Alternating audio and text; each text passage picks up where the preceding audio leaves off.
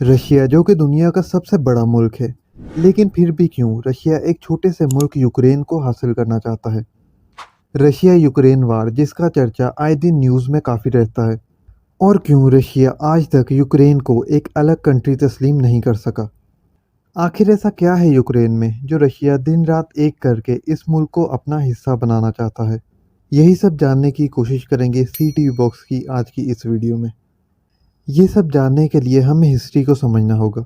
इन दोनों कंट्रीज़ का आपस में ताल्लुक़ कई साल पुराना है। यूक्रेन काफ़ी टाइम तक रशिया का हिस्सा था।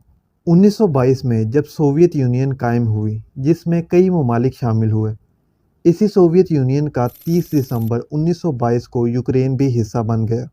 अब रशियन एम्पायर बहुत पावरफुल हो चुका था, क्योंकि 15 रियासतें अब इस इत्तेहाद यानी सोवियत यूनियन का हिस्सा बन चुकी थी। इस मैप में आप सारे वो मुल्क देख सकते हैं जो इस इत्तेहाद का हिस्सा बन गए थे। जब दूसरी जंग अज़ीम का इख्तिताम हुआ तो सोवियत यूनियन और अमेरिका दो बड़ी आलमी ताकतें बनकर सामने आईं। अब सोवियत यूनियन को टक्कर देने के लिए 1949 में कनाडा, अमेरिका और दूसरी मगरबी ताकतों ने मिलकर नेटो इत्तेहाद बना लिया। इसको बनाने का मकसद सोवियत यूनियन के मुकाबले में अपना दिफा करना था और सोवियत यूनियन को एक बहुत बड़ी ताकत बनने से रोकना था। अब ये दोनों ताकतों यानी सोवियत यूनियन और नेटो के दरमियान जंग का आगाज़ हो गया। ये जंग हथियारों से तो नहीं लड़ी गई, बल्कि ये एक पॉलिटिकल वार थी जिसे कोल्ड वार कहा गया। इस कोल्ड वार से सोवियत यूनियन में शामिल ममालिक की इकोनॉमी को गहरा असर पड़ने लगा और मयार ज़िंदगी गिरने लग गया। इकोनॉमी क्राइसिस की वजह से सोवियत यूनियन के लिए बहुत मुश्किल हो रही थी कि वो हथियार की दौड़ में अमेरिका का मुकाबला कर सके। सोवियत यूनियन जो एक बड़ी मिलिट्री पावर था, इसे बहुत सारा बजट चाहिए था और हर साल हथियारों और मिलिट्री के लिए बजट ज़्यादा से ज़्यादा होता जा रहा था। और ऊपर से सोवियत यूनियन अपनी ताकत दिखाने के लिए 1979 में अफ़गानिस्तान की गैर ज़रूरी जंग में भी कूद पड़ा और इससे हालात और ख़राब होने लग गए। बहरहाल 1889 में सोवियत यूनियन ने अपनी अफ़वाज को अफ़गानिस्तान से वापस बुला लिया। अब सोवियत यूनियन के अंदर से ही आज़ादी की आवाज़ें आना शुरू हो गईं और इत्तेहाद में शामिल सारी कंट्रीज़ एक एक करके सोवियत यूनियन से आज़ादी का ऐलान करने लगीं। अब 1988 में सोवियत यूनियन का ज़वाल शुरू हो गया, जब एस्टोनिया मुल्क ने एक अलग और ख़ुद मुख्तार रियासत होने का ऐलान कर दिया। और 24 अगस्त 1991 में यूक्रेन ने भी एक अलग आज़ाद मुल्क होने का ऐलान कर दिया। क्योंकि अब सारे मुल्क रशिया से अलग हो रहे थे, तो रशिया के पास इतनी सरमायाकारी और ताकत नहीं थी कि वो कुछ कर पाता, वरना नेटो और ये सारे मुल्क रशिया पर हमला कर सकते थे। अब रशिया बिल्कुल अकेला हो चुका था और सोवियत यूनियन के टूटने के कुछ टाइम तक तो सब कुछ सही चलता रहा और सारे मुल्क अमन सुकून से रहने लगे। लेकिन कुछ टाइम बाद रशिया और यूक्रेन के तनाज़ात सामने आने लगे। यूक्रेन में दो एथनिक ग्रुप हैं, जिसमें एक ईस्टर्न ग्रुप और दूसरा वेस्टर्न ग्रुप। ईस्टर्न यूक्रेन का बॉर्डर रशिया से जुड़ा हुआ है और वेस्टर्न यूक्रेन जहां यूरोप का कल्चर बहुत ज़्यादा है। वेस्टर्न यूक्रेन यूरोप के साथ जुड़ना चाहता है और ईस्टर्न यूक्रेन में ज़्यादा रशियन कल्चर है। ये ग्रुप रशिया के साथ जुड़ना चाहता है क्योंकि रशिया की इकोनॉमी बहुत बड़ी और मजबूत है।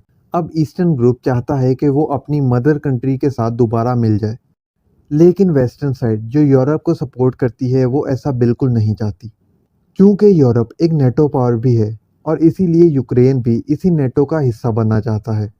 ये तो हुई यूक्रेन की बात, लेकिन रशिया को यूक्रेन में इतनी दिलचस्पी क्यों है?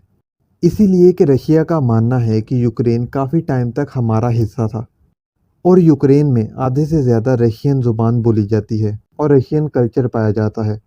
क्योंकि नेटो और सोवियत यूनियन की कोल्ड वार काफ़ी टाइम तक रही, तो इसीलिए रशिया नहीं चाहता कि यूक्रेन नेटो का हिस्सा बने। यूक्रेन ने 2021 को नेटो को रिक्वेस्ट की कि हमें इस इत्तेहाद में शामिल किया जाए, लेकिन हालात को मद्देनज़र रखते हुए नेटो ने इस रिक्वेस्ट को एक्सेप्ट नहीं किया। रशिया देखने में तो बहुत बड़ा है, लेकिन रशिया का ज़्यादातर इलाका सर्द है और वहाँ के ज़्यादातर समंदरों का पानी जमा हुआ है। अगर आप मैप देखें तो यूक्रेन के एक साइड रशिया और दूसरी साइड यूरोप है और ठीक नीचे की साइड ब्लैक सी है। ये छोटा सा हिस्सा क्रीमिया जो कि यूक्रेन का हिस्सा था, लेकिन 2014 में रशिया ने इस पर कब्जा कर लिया था। अब ये हिस्सा रशिया के अंडर आ गया इस हिस्से पर कब्जा करने का मकसद सिर्फ ब्लैक सी था, जहां से रशिया बआसानी कारोबारी लिहाज से गुजर सके और तिजारत के लिए इसके रास्ते में कोई रुकावट ना आए। और यही नहीं, रशिया ने यूक्रेन के उस हिस्से पर भी कब्जा कर लिया जो इसके साथ लगता था, जिसे डोनेस्क और लुहांस्क कहा जाता है। ये दोनों डॉनबास रीजन के नाम से जाने जाते हैं। इस पर भी रशिया ने कब्जा कर लिया और ढेर सारे फौजी और टैंक वहां तैनात किए हुए हैं।